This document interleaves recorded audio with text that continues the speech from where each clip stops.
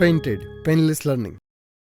નમસ્કાર વિદ્યાર્થી મિત્રો, આજે આપણે ધોરણ 7 વિષય ગુજરાતી પાઠ 8 આજ આનંદ સ્વ અધ્યયન પોથીનું સોલ્યુશન લઈ આવ્યા છીએ. તમારા વિસ્તારમાં ગવાતું મનગમતું લોકગીત તમારે લખવાનું. વાદળડી વરસી રે વાદળડી વરસીએ, સરોવર છરી વળ્યા, સાસરિયામાં માહલવરું રે, ભૈરિયાથી છૂટા પડ્યા, હે વાદળડી વરસી સરોવર છલી વળ્યા.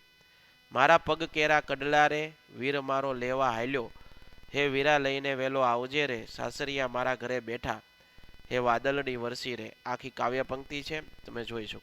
ચિત્ર જોઈ તેના વિશે 10 વાક્યો લખો. તો આ ચિત્રમાં સુંદર ગામ અને કુદરતી સૌંદર્ય દેખાય છે. ચિત્રમાં સુંદર ઘર દેખાય છે, સુંદર રંગબેરંગી વૃક્ષો દેખાઈ રહ્યા છે, ઊંચા પહાડો ઉપર સૂર્ય ચમકી રહ્યો છે, હરિયાળા મેદાનો દેખાઈ રહ્યા છે, સુંદર તડકો દેખાય છે, સ્વચ્છ આકાશમાં વાદળો દેખાઈ રહ્યા છે. ચિત્રમાં મોટા ભાગના છાપરા લાલ રંગના અને એક સુંદર રસ્તો ગામ તરફ જઈ રહ્યો છે. પહાડ પરથી સુંદર ઝરણું પડી રહ્યું છે.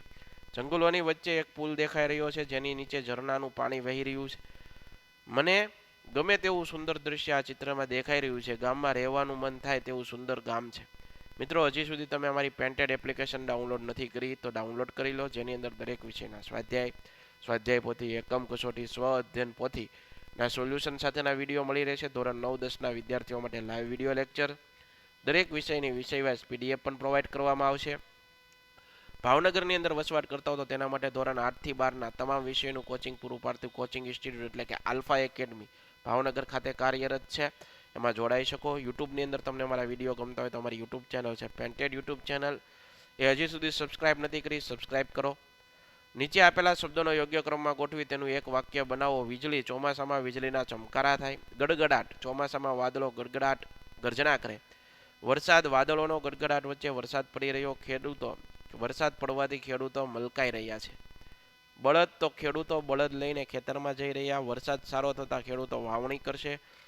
ખેડૂતો બાજરો અને જારનું વાવેતર કરી રહ્યા છે. લણણી, પાક તૈયાર થતાં ખેડૂતો પાકની લણણી કરશે. ઉપજ, વરસાદ સારો થતાં ઉપજ પણ કેવી સારી ઉપજ છે. કોઠાર, પાકેલા અનાજને કોઠારમાં ભરવામાં આવશે. આપેલ ઉદાહરણ નીચેના શબ્દોમાંથી 3 શબ્દોની જોડ બનાવો. વીજળી તો ગડગડાટ, ચમકારા, કપાસ તો બીજ વાવણી, ઘૂઘરી તો બળદ હળ, આબ તો ધરતી તો પૂર્વ પશ્ચિમ, ઉત્તર દખણ, ઝાર તો બાજરો ઉપજ. સોનાવરણી સીમ બની મેહુલિયો કીધી વહેર રે ભાઈ, મોસમ આવી મહેનતની, નદીઓની જલ નીતર્યા, લોકોમાં લીલા લહેર રે ભાઈ મોસમ છે. લીલો કંચન બાજરો ને ઉછળો દૂધ કપાસ રે ભાઈ મોસમ છે. જુવાર લોથે ઝુમઝુમે ને હૈયામાં ઉલ્લાસ રે ભાઈ મોસમ છે. ઉપર ઉજળા આભમાં કુંજળિયું ના કિલ્લોલ રે ભાઈ મોસમ છે. વાત વાત મીઠા વાયરાને લેતા મોલ હિલોળા રે ભાઈ મોસમ છે. લીયો પછેડી દાંતરડા આજ સીમ કરે છે સાદરે ભાઈ મોસમ છે. રંગે ચંગે કામ કરીએ થાક મલક આબાદ રે ભાઈ મોસમ છે. લીપી ગુંપી ખળા કરો લાવો ઢગલે ઢગલા ધાન રે ભાઈ મોસમ છે. રળનારો તો માનવી જતી નો દેનારો ભગવાન રે ભાઈ મોસમ છે. બરોબર, આ વાત કરી. ત્યારબાદ નીચેના પ્રશ્નોના જવાબ આપવાના છે, જે તમે જોઈ શકો. આનંદ, તો એની સંધિ છૂટી પાડવાની છે, જે જોઈ શકો.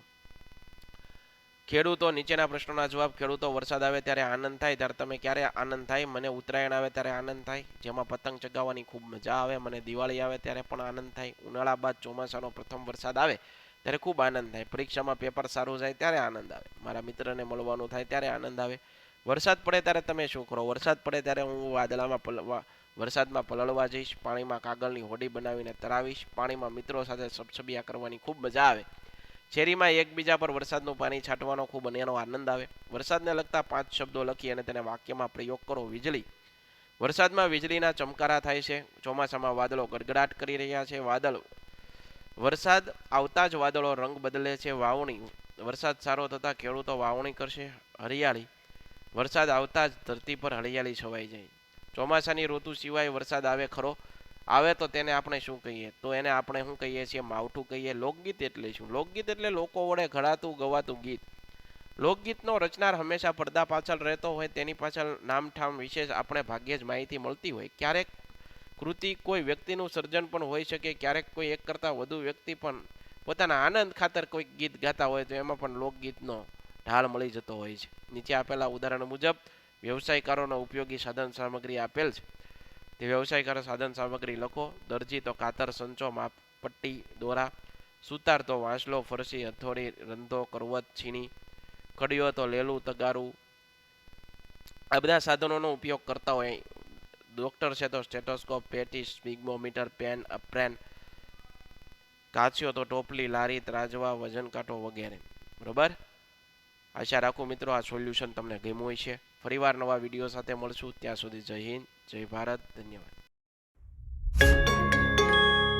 Painted Painless Learning.